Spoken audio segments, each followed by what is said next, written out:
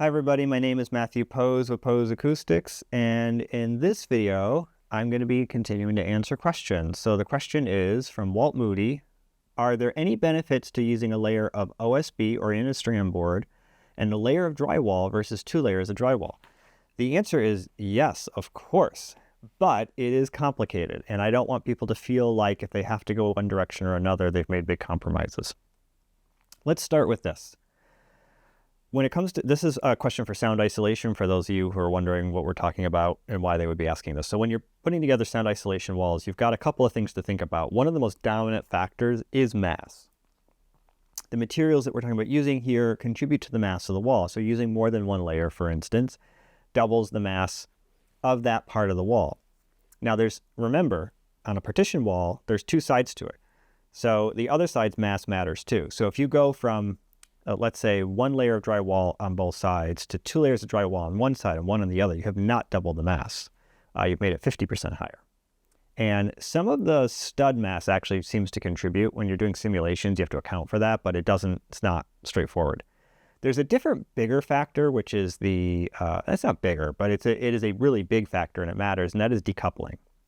So decoupling is basically keeping the inner shell and the outer shell, kind of did that backwards from what I was. All right, outer shell here. Did it again, sorry. Outer shell here, inner shell here. These shells are typically coupled together by the studs. And as a result, sound radiates directly through those studs. And the mass alone doesn't really do a lot. It's why a solid concrete wall has pretty good sound isolation, but not nearly as much as it could or that you would expect it to, because there's no decoupling. So if you introduce decoupling on a typical 2x4 stud wall, you instantly add often somewhere in the neighborhood of like 10 to 15 dB of additional isolation, if not more. I mean, there are some scenarios where because of the air gap that you've created and the amount of isolation, you're looking at like just a 20 dB boost basically from it. So isolation is important. Then we have mass. But there's some funky things that happen in this too. There are resonances in the materials, and coincident frequencies are one of the big ones. So what happens with these coincident frequencies is that you've got these layers of material that have their own natural resonance. And the sound will go through the material because of that natural resonance, as if the material's not even there. It gets re-radiated right through. So if you have 2 layers of drywall, what you've done is put 2 layers together with the same natural resonance. And so the added mass benefit is non-existent up there, or negligible, I should say. Well, if you use a different material like OSB with a different natural resonance, different coincidence frequency, then they don't line up with each other, and you get the benefit of the added mass. Add some damping to that, and you've probably mitigated the issue completely. So green glue is a good example of a damping material, and there are others that you could use, but that is certainly a very good option. And putting those together creates constrained layer damping. Now, one of the other things is specifically with constrained layer dampening, the slipping and the bending of the materials affects how much is lost. Drywall bends more than OSB, and there is some benefits actually to having materials with different bending behaviors to them. In general, more bending would be better for getting rid of mid and high frequencies, but at low frequencies, we actually want very minimal bending. We want a lot of stiffness. So once we get below the resonant frequency of the wall, stiffness, like a pressure vessel basically, is what the room becomes. So stiffness becomes a dominant factor. Well, adding a layer of OSB or MDF or plywood stiffens the wall. So that could enhance low frequency isolation, but we're talking very low frequencies. So that's an interesting thing. And then there's a whole other unrelated thing. So unrelated meaning it has nothing to do with sound, but it's a good benefit. We often have to mount things on our wall, right? You have to put your projector in the ceiling on a mount. You have to put, like I have lots of heavy wood things on my walls for my acoustics. They have to be mounted. So normally you have to like find the studs, which often with these decouplers have become obscured.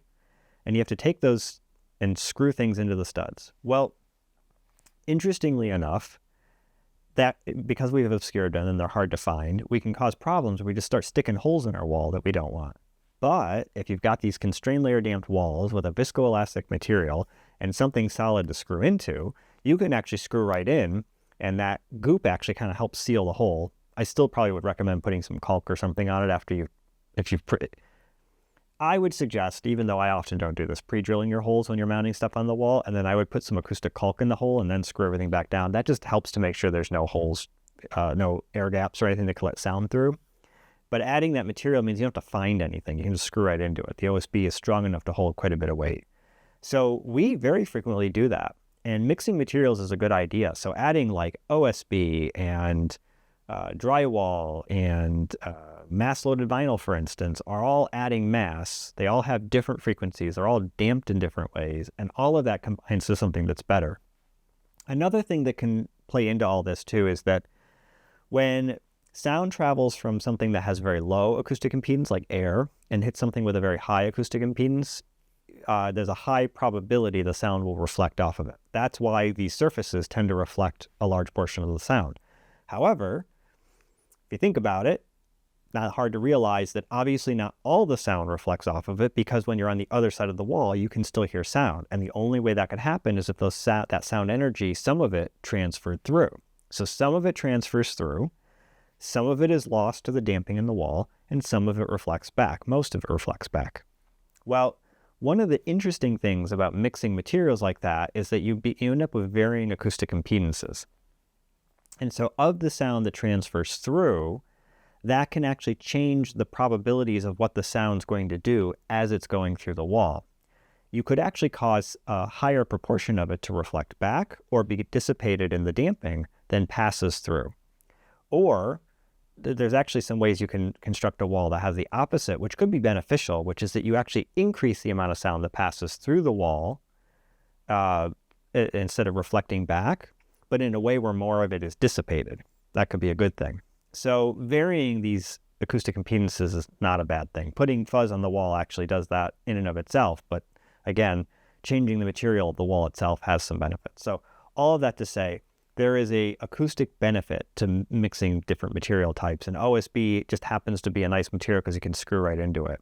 There's another one, magnesium oxide board. I've just been talking to some folks about it, so I'm interested in using that. It's poorly damped. Keep that in mind. It's not nearly as good as drywall would be or OSB.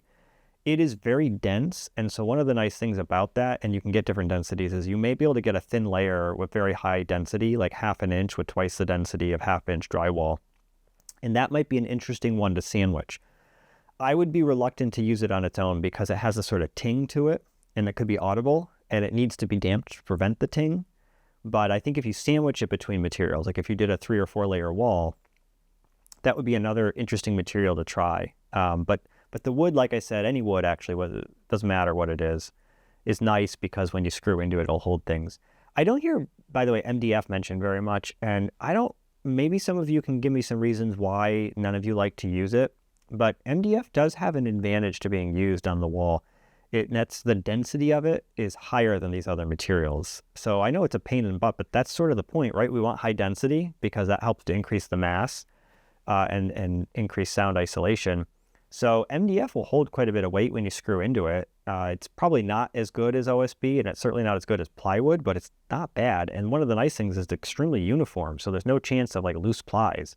One of the negatives of plywood is that even the best plywoods are still not going to be as good as OSB. There's just a lot less adhesive in it, and so there's a lot more chance for some plies to be loose or loosen up and cause some problems. OSB won't do that. MDF even more so because it's just sawdust with binder. So MDF is actually a good material to consider using. They're 3/4 inch, for instance. Quite heavy, pain to work with, but would work very well in these scenarios. So I hope that was helpful. Hope I answered that question. I spent like 15 minutes talking about wood, but it's what I do. So keep watching. We'll have more of these coming. Thanks.